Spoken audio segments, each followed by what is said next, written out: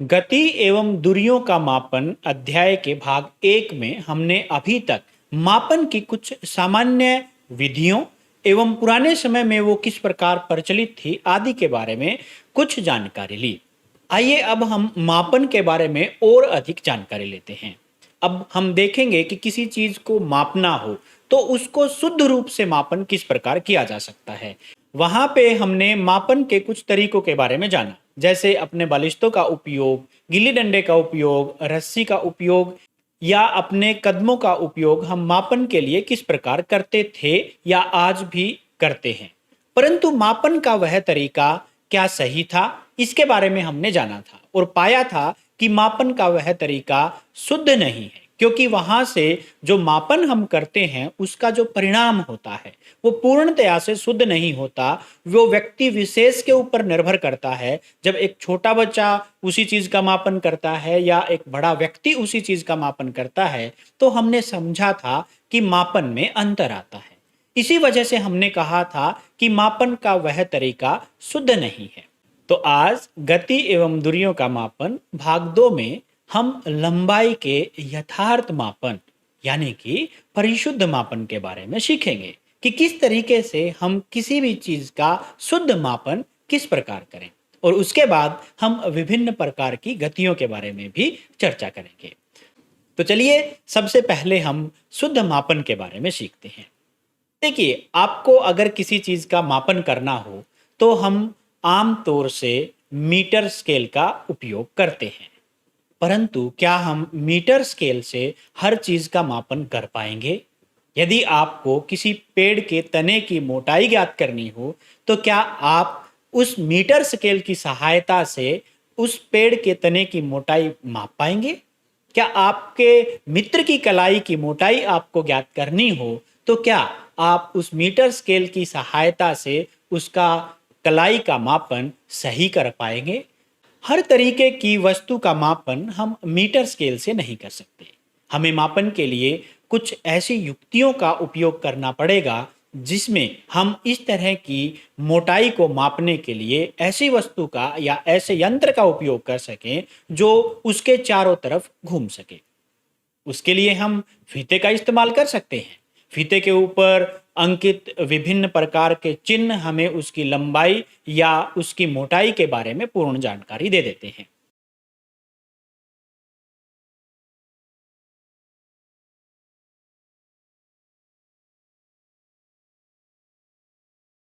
आप अपने चारों तरफ ऐसी ही बहुत सारी चीजें, जैसे आपकी बाल्टी का हैंडल, अगर उसकी लंबाई मापना हो तो आप किस चीज का उपयोग करेंगे? आप मीटर स्केल का उपयोग करेंगे या फीते का उपयोग करेंगे?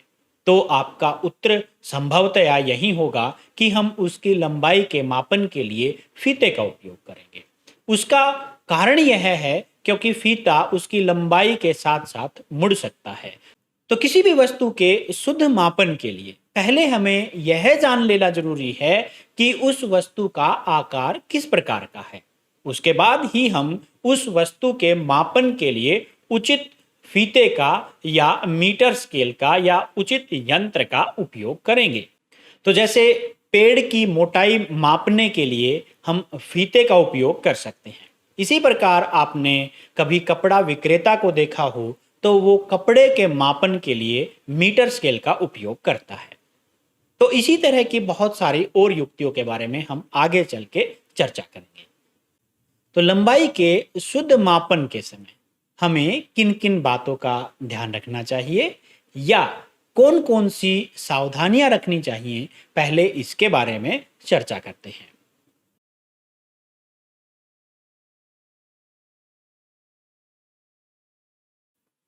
लंबाई मापते वक्त हमें हमेशा इस बात का ध्यान रखना चाहिए कि जिस वस्तु की लंबाई हम माप रहे हैं पैमाने को उसके अनुदिश रखना चाहिए।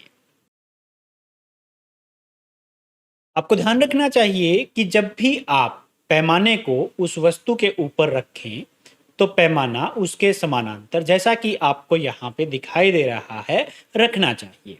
अगर हम उसको टेढ़ा मेढ़ा रखेंगे तो आप स्वयं देख सकते हैं यहाँ पे मापन में कुछ अंतर आ जाता है। तो हमेशा ध्यान रखें कि पैमाने को हमेशा वस्तु के समानांतर या उसके अनुदिश रखें। दूसरा, यदि आप किसी ऐसे पैमाने का उपयोग कर रहे हैं जिसका सिरा टूटा हुआ हो, यानी कि जहां पे जीरो लिखी हुई होती है या जहां से पैमाना शुरू होता है वहीं सिरा अगर टूटा हुआ होगा और आप वहां से मापन करेंगे तो मापन गलत होगा। तो इस तरह के पैमाने से मापन करते वक्त आप उसके किसी अन्य पूर्णांक का उपयोग कर सकते हैं। जैसे यहाँ पे आप देख सकते हैं कि यदि जीरो जो पहला पूर्णांक यहाँ पे था वह टूटा हुआ है तो आप उससे अगला एक, दो, तीन या किसी भी अन्य पूर्णांक का उपयोग कर सकते हैं। यदि मान लीजिए कि आप पूर्णांक एक का उपयोग करते हैं और उसके बाद आप इस तरह से 6 सेंटीमीटर तक लंबाई मापते हैं, तो आप जब उसकी लंबाई मापें तो जिस पूर्णांक का आपने उपयोग किया है उसको अंत में जो पूर्णांक आपका आया था उसमें से घटा दें। तो यहाँ पे आप 6 सेंटीमीटर में से, क्योंकि हमने एक पूर्णांक से शुरू किया था, हम एक को घटा देंगे तो 5 हो जाएगा। तो यहाँ पे इसकी लंबाई 5 सेंटीमीटर है। यदि हम यहाँ पे 2 उपयोग करते तो जो अंतिम माप था उसमें से हम 2 को घटा देते, या जिसका भी आप उपयोग कर रहे हैं पूर्णांक का, उसको उस अंतिम पूर्णांक जो उसकी लंबाई का अंतिम बिंदु था उसमें से घटा दें। तो यह सावधानी आपको टूटे हुए पैमाने के लिए ध्यान रखनी चाहिए। तीसरी बात आपको आपके मापन के दौरान ध्यान रखनी चाहिए वह है आपके आंख की स्थिति। आप देख सकते हैं कि एक ही पैमाने को जब हम एक ही स्थिति में रखते हैं, हमने उसको समानांतर भी रख दिया, हमने उसको पूर्णांक पे भी रख दिया, परंतु हमारी आंख की स्थिति अगर भिन्न हो तो आप देख रहे हैं यहाँ पे जो मापन है वो अलग हो जाता है। आप देखिए वह अलग अलग बिंदुओं के साथ मिलान करता है। जैसा कि आपको इस चित्र के अंदर दिखाई दे रहा है, यहाँ पे 3 स्थितियां हैं एक ही लंबाई को मापने की। स्थिति ए में लंबाई स्थिति बी से और सी से भिन्न है। इसी प्रकार ए, बी, सी तीनों ही स्थितियों में लंबाइयां भिन्न हैं। तो आपको मापन करते वक्त इस तरीके से देखना चाहिए कि आपकी आंख से वह पूर्णांक 90 डिग्री के कोण के ऊपर हो, उसके लंबवत आपकी आंख हो। आइए अब लंबाई के शुद्ध मापन को और अच्छे तरीके से समझने के लिए एक क्रियाकलाप करते हैं।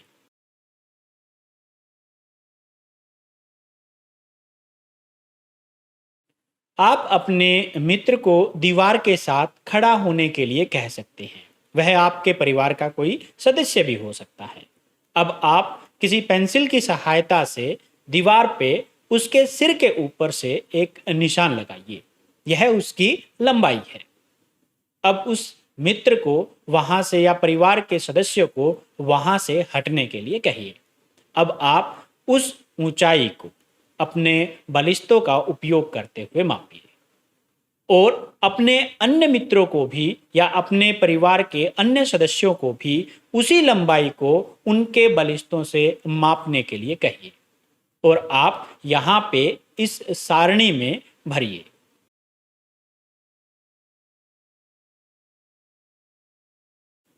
अब उसके बाद उसी लंबाई को अपने विभिन्न मित्रों को या परिवार के सदस्यों को मीटर स्केल या पैमाना, मीटर पैमाना या आप फीते की सहायता से मापने के लिए कहिए और उसको अगले कॉलम में भरने के लिए कहिए। जब यह सारणी पूर्णतया भर जाए तो आप उस सारणी को ध्यान से देखिए। अब आप क्या देखते हैं? आप जब सारणी को पूर्णतया भर लेंगे तो आप पाएंगे कि जो लंबाइयां बलिष्ठ में मापी गई हैं, क्योंकि लंबाई तो उसी एक व्यक्ति की या आपके मित्र की थी, परंतु मापने वाले भिन्न हो सकते हैं। आप कोशिश कीजिए जितने ज़्यादा सदस्य या आपको जितने ज़्यादा मित्र मिले उस लंबाई को मापने के लिए उन सबको कहिए। तो वहाँ पे जो बालिस्तों में मापन किया गया है वह भिन्न भिन्न है, हर व्यक्ति का परिणाम भिन्न है। परंतु जब आप पैमाने द्वारा मापन कर रहे थे या फीते द्वारा आपने मापन किया था, उस कॉलम को आप देखते हैं तो वहाँ पे अंतर बहुत कम है।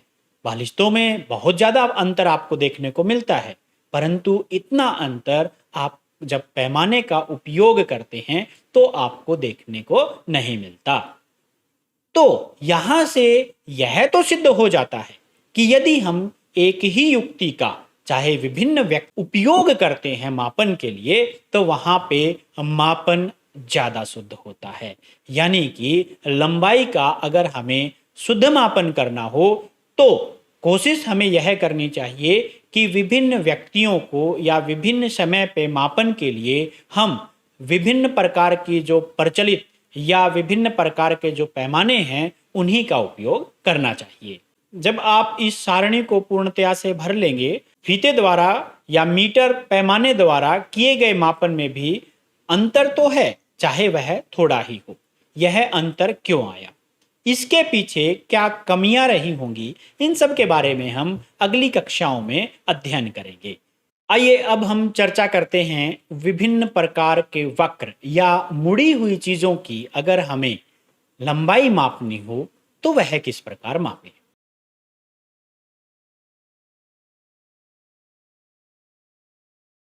आरंभ में मैंने आपसे चर्चा की थी कि यदि हमें पेड़ के तने की मोटाई मापनी हो तो हम मीटर पैमाने का उपयोग नहीं कर सकते। क्यों? क्योंकि वह मुड़ नहीं सकता। तो हमें किसी ऐसी वस्तु की आवश्यकता होगी जो मुड़ सके। तो उसके लिए हम फीते का उपयोग कर सकते हैं। फीते को जब हम पेड़ के चारों तरफ लपेटते हैं तो इस तरीके से हम उसका मापन आसानी से कर पाते हैं। यदि आपके आपके मित्र की कलाई को मापना हो तो भी हम फीते का उपयोग करके आसानी से उसकी मोटाई को माप सकते हैं। तो इस तरह से इस तरह की चीज़ों की मोटाई मापने के लिए हम फीते का उपयोग कर रहे हैं। परंतु यदि आपके पास फीता नहीं है और एक मीटर स्केल है तो आप मापन किस प्रकार करेंगे? तो उसके लिए हम रस्सी का उपयोग कर सकते हैं। आप रस्सी को इस तने के चारों तरफ लपेट सकते हैं।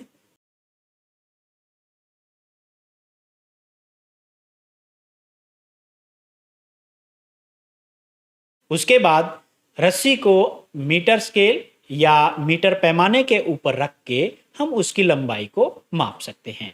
तो किसी भी वस्तु की लंबाई वह चाहे कितनी भी मुड़ी क्यों ना हो, हम आसानी से माप सकते हैं। पिछले भाग में हमने लंबाई को धागे की सहायता से भी मापा था। वहां पे हमने सरल रेखा में, क्योंकि हमने एक मेज की लंबाई मापी थी जो कि सरल रेखीय थी। परंतु यदि कोई वक्र रेखा यानी कि मुड़ी हुई कोई वस्तु हो, टेढ़ी मेढ़ी कोई वस्तु हो, तो उसकी लंबाई भी क्या हम रस्सी की सहायता से माप सकते हैं? आइए एक क्रियाकलाप करके देखते हैं।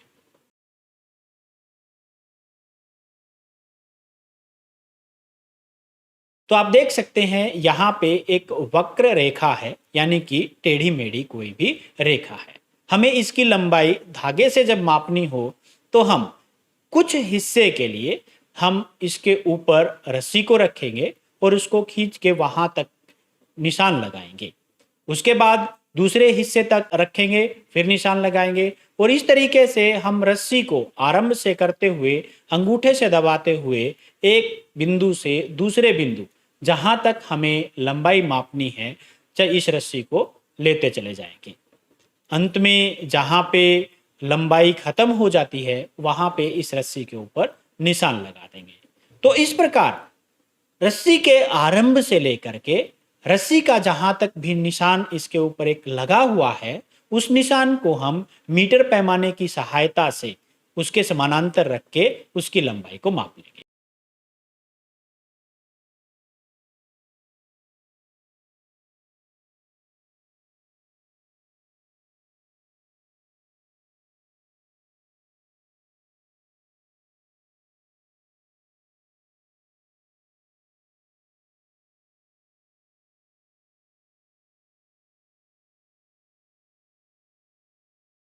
तो इस प्रकार से हम किसी भी वक्र रेखा की लंबाई भी बड़ी आसानी से माप सकते हैं।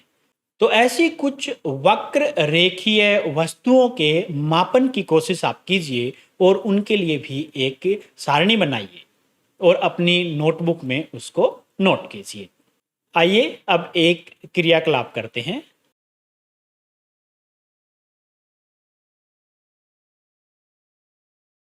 आप उन सभी वस्तुओं की सूची बनाइए जो आपने अभी देखी हैं। उसमें विभिन्न प्रकार के पक्षी जैसे चिड़िया, कौवा आदि हो सकते हैं। उसके अलावा आपके चारों तरफ जितनी भी वस्तुएं आपको दिखाई दे रही हैं, जैसे पेड़, मकान, ईंट, पत्थर और दूसरी तरह की चीज़ें। इसके अलावा खंबे, कुर्सियाँ, मेज़, बस, ट्रक, चलते हुए बच्चे, चलती हुई गाड़ियाँ या अन्य चीज़ें जो भी आपको दिखाई दे रही हैं। इसके अलावा आपका स्कूल का बस्ता, आपकी किताबें, पेन आदि वस्तुएं भी या घर की रसोई में रखा सामान आदि जो भी आप चाहें वो इसके अंदर लिख सकते हैं। तो जितनी लंबी सूची आप बना सकते हैं बनाइए। अब आपको एक सारणी बनानी है जिसमें एक तरफ आपको उन सब वस्तुओं का नाम लिखना है जो गतिशील हैं, जो चल रही हैं या इधर उधर एक जगह से दूसरी जगह पे जा रही हैं। और दूसरी तरफ आपको उन सभी वस्तुओं का नाम लिखना है जो विराम अवस्था में है। तो आप जब इन चीज़ों का चयन करते हैं तो आप किस प्रकार से इन सब चीज़ों का चयन कर पाते हैं? संभवतया आप गतिशीलता के लिए उस चीज़ का एक स्थान से दूसरे स्थान पर परिवर्तन होना देखते होंगे, या आप किसी वस्तु को विराम अवस्था में कहते हैं तो संभवतया आप यही सोच रहे होंगे कि कोई वस्तु जब अपना स्थान नहीं बदलती है तो वह विराम अवस्था में है। तो आपने जब यह सूची बनाई तो इसमें हो सकता है आपने सिलाई मशीन, पंखा, घड़ी की सुइयां, रेलगाड़ी, दौड़ते हुए बच्चे, साइकिल का पहिया, एक स्थान से दूसरे स्थान पर जाता हुआ व्यक्ति आदि रखे हों। तो वहां पे आप देख रहे होंगे कि गति भी एक प्रकार से नहीं है। तो क्या गति या विराम को समझने के लिए आपका यह पैमाना सही है? आप अपने द्वारा बनाई गई उस सूची को एक बार फिर से ध्यान से देखिए।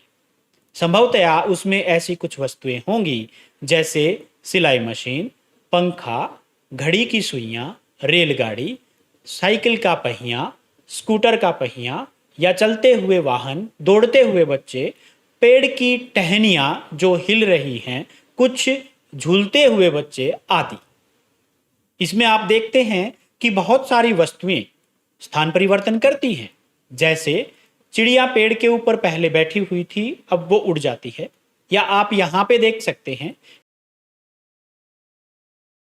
यहाँ पे एक व्यक्ति इस कुर्सी के ऊपर कुछ देर पहले बैठा हुआ था, परंतु अब वह इस स्थान पर नहीं है।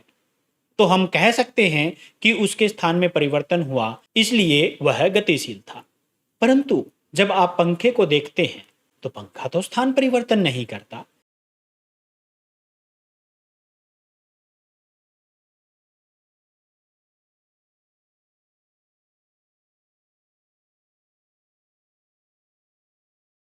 घड़ी की सुइयां उसी स्थान पर रहती है, घड़ी उसी स्थान पर टंगी रहती है।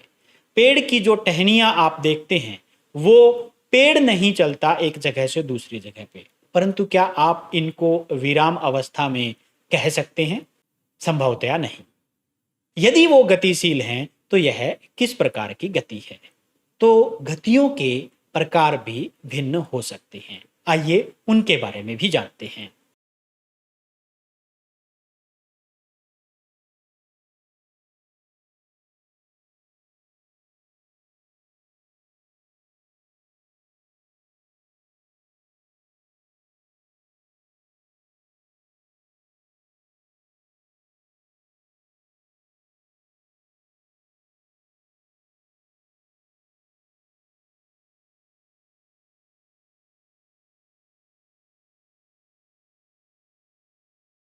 आपने देखा कि रेलगाड़ी सीधी रेखा में चल रही थी। सड़क पे जाते हुए वाहन सीधी रेखा में चल रहे थे, या अन्य इसी तरह की कई सारी चीज़ें आप अपने चारों तरफ देखते हैं जो सीधी रेखा में चलती हैं। तो जो वस्तुएं सीधी रेखा में गति करती हैं उसे सरल रेखीय गति कहते हैं। यानी कि जो सरल रेखा या सीधी रेखा में गति होगी उसको सरल रेखीय गति कहेंगे।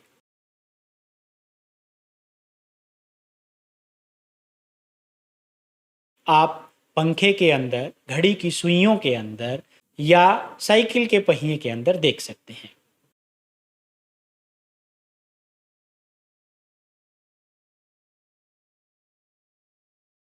यह एक वृत्त में चक्कर लगा रही है।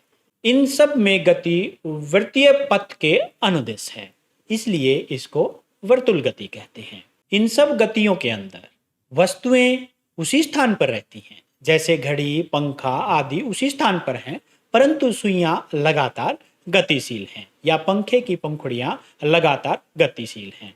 तो इस तरह की सारी गतियां वर्तुल गति हैं।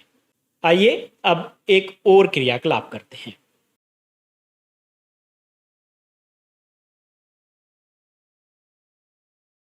एक धागे से एक छोटे से पत्थर को बांधते हैं। इस धागे को अपने हाथ में पकड़े। आप देख रहे हैं आपके हाथ और पत्थर के बीच की दूरी एक समान है, वह नहीं बदल रही है। अब इस धागे को थोड़ा सा खींचकर इस प्रकार से छोड़ दीजिए। आप देख रहे हैं नीचे पत्थर लगातार गतिशील है, परंतु उसकी दूरी आपके हाथ से एक समान बनी रहती है। इस तरह की गति को आवर्ती गति कहते हैं।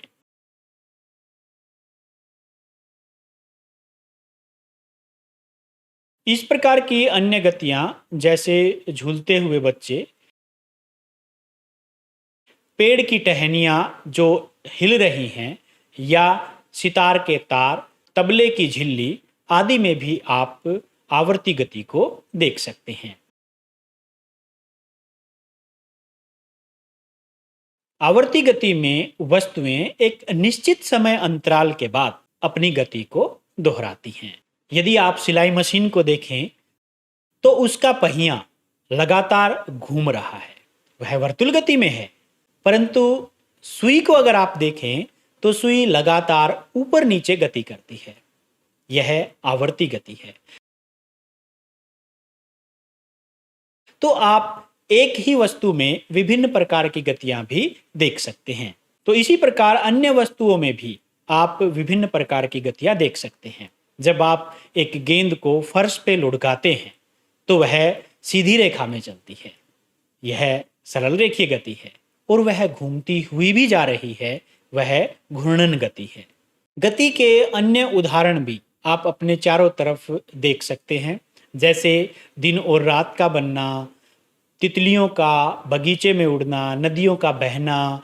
और यहाँ पे कुछ गतियाँ तीव्र हैं और कुछ गतियाँ धीमी हैं। कुछ वस्तुएं किसी अन्य वस्तुओं के मुकाबले तेज चलती हैं, जैसे पैदल चल रहे मनुष्य के मुकाबले एक मोटर वाहन ज़्यादा तेज चलता है।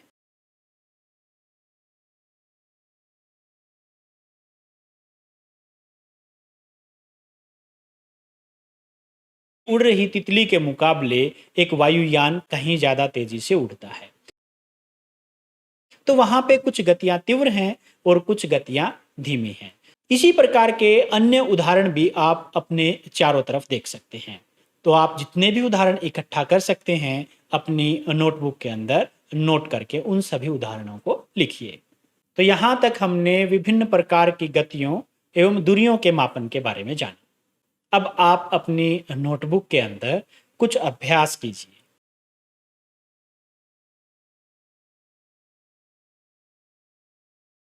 आप लिखिए कि साइकिल के पहिए और पंखे की गति के अंदर क्या समानताएं व क्या असमानताएं हैं।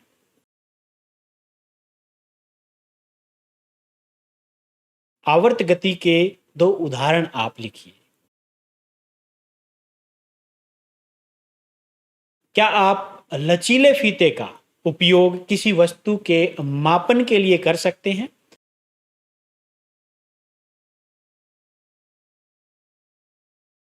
यदि नहीं तो क्यों नहीं?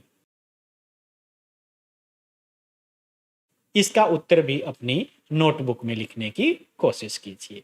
तो आज के लिए इतना ही। धन्यवाद।